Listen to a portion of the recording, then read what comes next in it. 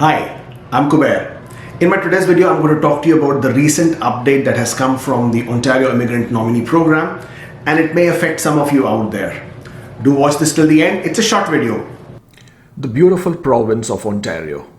It is also home to the Niagara Falls, to CN Tower, to the Blue Jays, of course, and the Toronto Raptors. It is also Canada's largest populated province with nearly 14.5 million people. That's a lot of people as far as Canada's total population of 37 million people is concerned.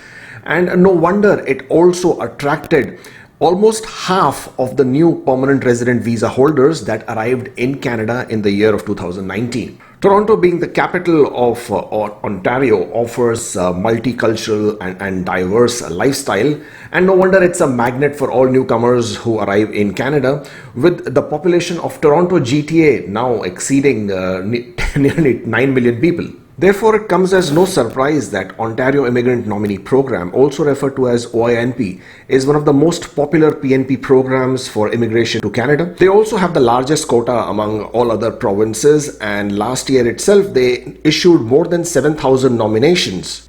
Now, quickly jumping onto the Ontario Immigrant Nominee Program website and on their updates page. This was recently updated, and the most important aspect is that they have confirmed that they will continue to issue expressions of interest under the Ontario's express entry stream, and that is one immigration stream which affects a lot of people, and a lot of people were under the impression that Ontario may also go the Alberta way, where Alberta has already announced that they will be issuing nominations only to people who are currently living, residing, working in Alberta. Well, Ontario hasn't done that. Ontario has made no such announcement. On the contrary, they have just said that they will continue to issue the notifications of interest under their express entry stream, which will largely cover the human capital priority stream. So they have also confirmed that they are continuing to respond to inquiries and processing applications, and therefore also issuing the nominations during this emergency shutdown period. Well, as obvious, delays are expected, and Ontario is no stranger to that. Again, they have mentioned that if you are unable to submit a complete application, then do so, but with an explanation. An explanation is extremely important. Do not just submit your application incomplete and not provide a detailed explanation. Do give them an explanation that you are unable to provide the missing documents or any documents you are having an issue with. And again, they will consider the relevant information and probably wait for you to provide the missing documents, or may even, exempt you from certain documents that were otherwise required. Ontario's annual quota for this year was 6,600 nominations, and this year they had actually requested to double their nomination quota. We are not sure if that double would happen or not, but their nomination quota is still the largest amongst all the provinces in Canada.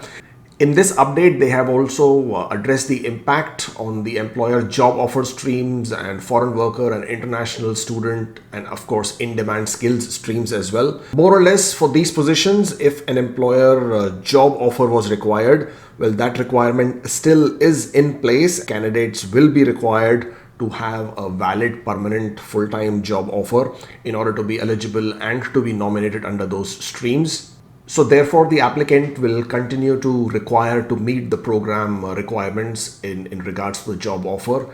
And if at all the job is no longer available due to the COVID scenario, and if the employer can no longer confirm that the job offer is still available, then unfortunately the application will be considered as incomplete, and the application fee will be refunded by Ontario. And in case the person has been affected where they were temporarily laid off and the employer has indicated that the job offer has been affected by COVID-19, Ontario will then wait for up to 90 days to ensure that the applicant is able to meet the program requirements to get a permanent full-time and a non-seasonal job offer. And in the case where the applicant was expected to be continuously employed during the application process, in such cases, if the nomination has already been given and has already been approved, then Ontario will check on the employment conditions, and if at all the person has been laid off or is no longer in employment, then their nomination will be considered again. And if they are no longer eligible under the program requirements, then their nominations may be cancelled.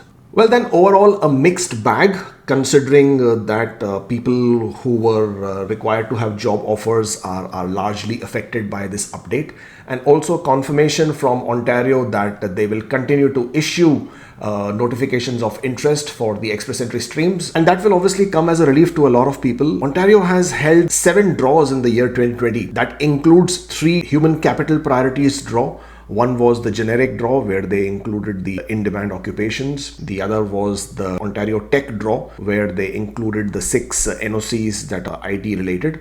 And then they also conducted the French speakers stream, which also comes under the HCP or Human Capital Priority stream. So overall a mixed bag, but again, as I said, a heartening update to see that they will continue with their notifications of interest draws, and hopefully we should see a draw coming from them soon. Fingers crossed. We will continue to bring you more updates as and when they happen, so stay tuned to this channel and don't forget to subscribe. Well, that's all from me today. Thanks for watching. Don't forget to share, like and subscribe, and I'll see you next time. Bye.